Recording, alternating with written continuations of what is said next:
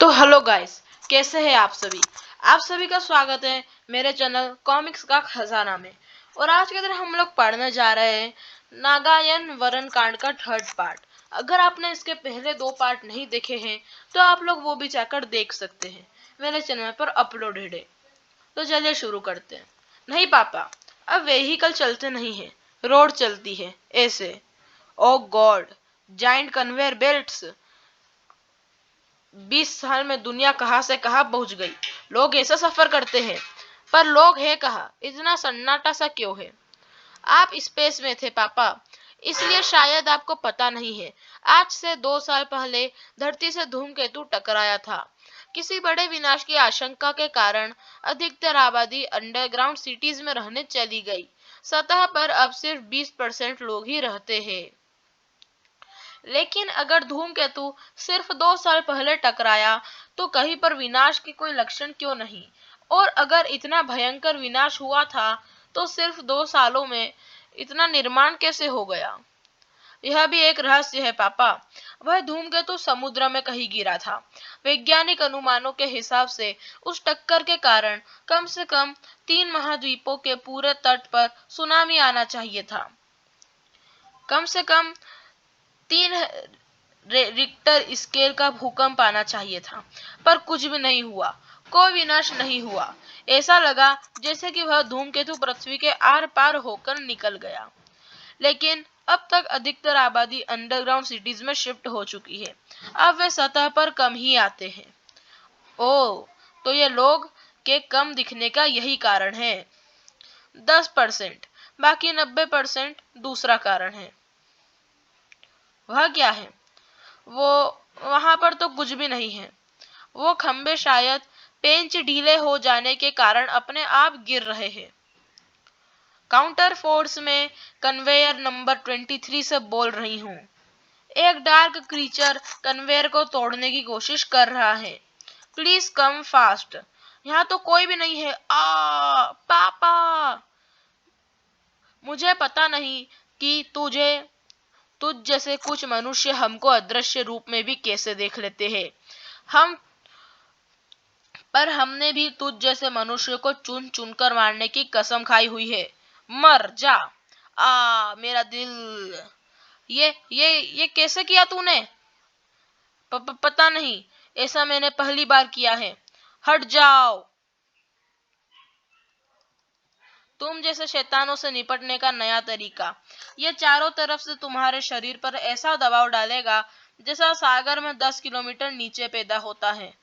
और इतना दबाव। काउंटर फोर्स और इनके पास प्रेशर गन्स भी है। प्रेशर गन्स ये कैसा हथियार है?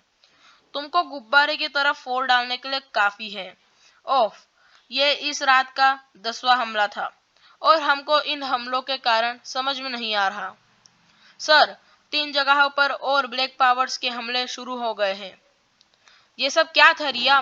तुम्हारी पावर्स और ब्लैक पावर्स, ये सब आखिर क्या है? थैंक्स मिस, आप जैसे कुछ अद्भुत इंसानों के कारण ही हमको समय से सूचना मिल पाती है। अब हमें चलना होगा। ये लोग के घरों से बाहर न निकलने का कारण है। कॉमेट के टकराने के बाद न जाने।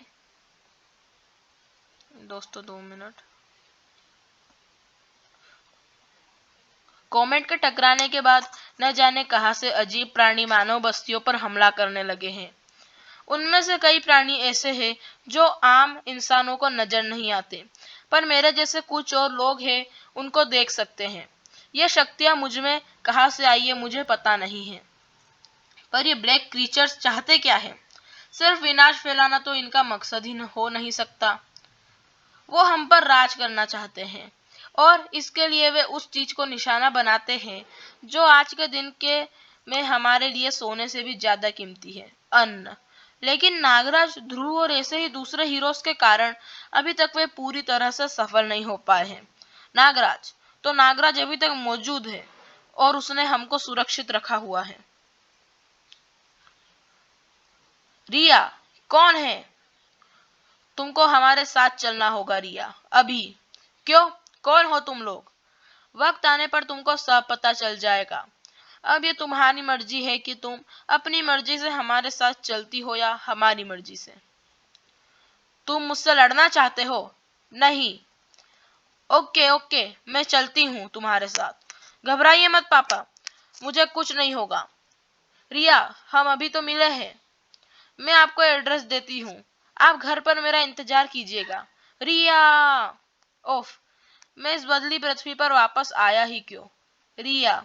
रिया को नुकसान नहीं पहुंचेगा, ये मेरा विश्वास है। रूबिया, माय वाइफ, क्या ये सचमुच तुम हो? हाँ रूपक, आओ मेरे साथ। मुझे तुमको ढेर सी बातें बतानी है। पर तुम तो बिल्कुल वैसी ही लग रही हो जैसे 20 साल पहले लगती थी। चलो उधर से, इसके अंदर सिर्फ खास अधिकारी ही जा सकते हैं। वह तो कमर्शियल मोबाइल हाईवे है, उस पर वे सामान आते जाते हैं जो कभी ट्रकों में आया जाता जाया करते थे। ऐसी कई मोबाइल हाईवे हैं। यह हाईवे दिल्ली से लाहौर होती हुई दमिश्क और पेरिस तक जाती है। इसके अंदर सिर्फ खास अधिकारी ही जा सकते हैं। यही है वह कंटेनर, है ना, जिनमें गेहूं बगदाद भेजा जा रहा है। हम इन 28 कंटेनरों का चार्ज लेने आए हैं। ये रही जरूर आई अथॉराइजेशन। हमको इस अन्न को गुजरात भेजना है, अंडरग्राउंड सिटी नंबर 64A में। और मुझे तुमको जेल में भेजना है। ये क्या बकवास है? जानते नहीं कि हम कौन हैं? यही जानना चाहता हूँ, पर तुम नहीं जानते कि ये कंटेनर खाली है, और तुम ये भी नहीं जानते कि मैं कौन हूँ। पहले अपनी आंखें खोलो और फिर अपनी जुबानें। ओफ, छोटे शैतानों से लगातार हमले करवा कर काउंटर फोर्स को बिजी रखने का ये प्लान भी काम आया। नागराज, यानी ये फंदा था हमको फंसाने के लिए। अन्न भेजने की ये झूठी खबरें फैलाई गई और पहरे के लिए नागराज को भेजा गया। करेक्ट। अब बताओ कि पिछले 2 सालों में तुम जैसे शैतान कहाँ से पैदा हो रहे हैं? कौन है तुम्हारा लीडर? मकसद क्या है तुम्हारा?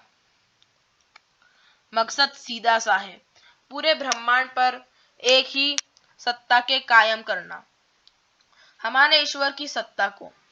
तुम जैसे कई इंसान हमारे ईश्वर की काली शक्तियों को स्वीकार भी कर चुके हैं और उनको इसका इनाम भी मिल चुका है। ईश्वर एक ही होता है, काला या सफेद नहीं। जब तक नागराज जीवित है, इस ब्रह्मांड में इसी ईश्वर की सत्ता रहेगी, किसी काले शैतान की नहीं। अब बताओ कौन है तुम्हारा काला ईश्वर? कहाँ मिलेगा वह मुझे? उनकी सत्ता को मान लो, वे खुद ब खुद तुम्हारे सामने प्रकट हो जाएंगे। और हम वो मामूली शैतान नहीं है जिसने काउंटर फोर्स वाले निपट सके। हमारे पास ऐसी असीमित शक्तियां हैं जिसका तुम भी सामना नहीं कर सकते नागराज। नागराज के कुछ सोच पाने से पहले ही वार हो चुका था और नागराज ये लड़ाई हार चुका था। ये रहा नागराज, गुहे की एक लकीर के रूप में। अब तो स्वामी हमको मनचाही वस्तुओं से लाद देंगे। उससे पहले मैं तुमको लाद दूंगा म्यूजियम में जा रहे इस एंटीक पीस से। नागराज अमर हो गया है। ये नहीं हो सकता। नागराज तो मर गया था हमारी आंखों के सामने, यानी हमने जो सुना था वह एकदम सत्य है। नागराज अमर हो चुका है। कुछ भी हो, अब हम ऐसे वापस नहीं जा सकते। ईश्वर पूछेंगे तो हम क्या जवाब देंगे? यही कि हम मूर्ख बन गए। जिस अन्न को लाने हम गए थे वह वहां पर था ही नहीं।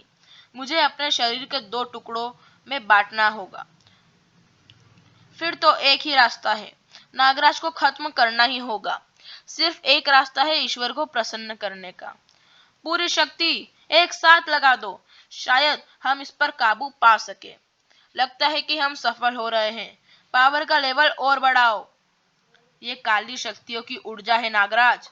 कुछ ही सेकंडों में तुम्हारे अंदर काली शक्तियां प्रवेश कर जाएंगी और तुम बन जाओगे काली नाग शक्तियों वाले नागराज, हमारे ईश्वर के पुजारी। और एक बार तुम हमारी तरफ आ गए तो हमको कोई नहीं रोक पाएगा, कोई नहीं। अरे ये क्या, नागराज को हमारे चंगुल से बचाकर कौन ले गया? मैं। सुपर कमांडो ध्रुव, इसको भी अभी ही यहाँ पर आना था, आना ही पड़ा, क्योंकि कमांडो हेडक्वार्टर के जीपीआर सिस्टम पर काली शक्तियों के इतने बड़े सोर्स पहली बार दिखे थे, और वह भी मोबाइल हाईवे के अंदर। मैं समझ गया था कि इस बार कोई बड़ा खतरा आने वाला है, और यही खतरा मेरा काली शक्तियों के मेन सोर्स तक पहुंचने का एकमात्र मौका था। बस मैंने स्टार होवरक्राफ्ट उठाया और यहाँ पर आ पहुंचा। यानी आज तुम दोनों एक साथ मरोगे, क्योंकि मुझे तुम दोनों जिंदा चाहिए हो।